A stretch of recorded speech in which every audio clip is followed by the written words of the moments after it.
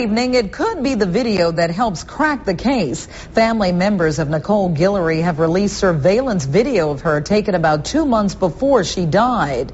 The video was shot by a private investigator hired by relatives of 3 victims from Jeff Davis Parish. KPLC's Teresa Schmidt reports Guillory's family hopes the video will help lead to more information about her disappearance. It's an eerie coincidence that surveillance video shot by a private eye investigating the deaths of women in Jeff Davis Parish would capture images of one who would soon become a victim. The PI shot video of Necole Guillory in an area of Andrew Street he had under surveillance because it was frequented by most, if not all, of the 8 women who wound up dead over the past 4 years. Private investigator Kirk Menard says Necole had a distinct walk and habit of brushing her hair. The family hopes showing the video will cause someone to remember seeing her around the time she disappeared.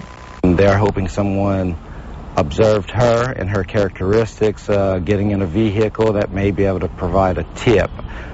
She's walking up and down the street, her head to the side, brushing her hair continuously. She's known to always carry a brush in her hand. We're hoping that by releasing the video, the way her characteristics were, that someone would recognize her and call in a tip that would lead to an arrest. Menard was hired by relatives of 3 of the 8 women who have been found in Jeff Davis Parish. Because they felt that law enforcement didn't have the manpower needed to accurately gather information about who the person or persons responsible that may be committing these homicides.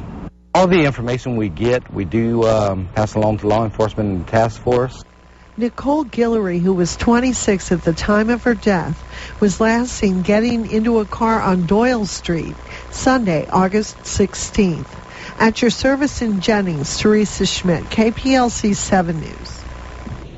There's a new website on the deaths of the 8 Jeff Davis Parish women. It was set up by the task force investigating the deaths. It's another place for people with information about these crimes to come forward and give information while remaining anonymous. The site's address is jeffdaviscrimes.net.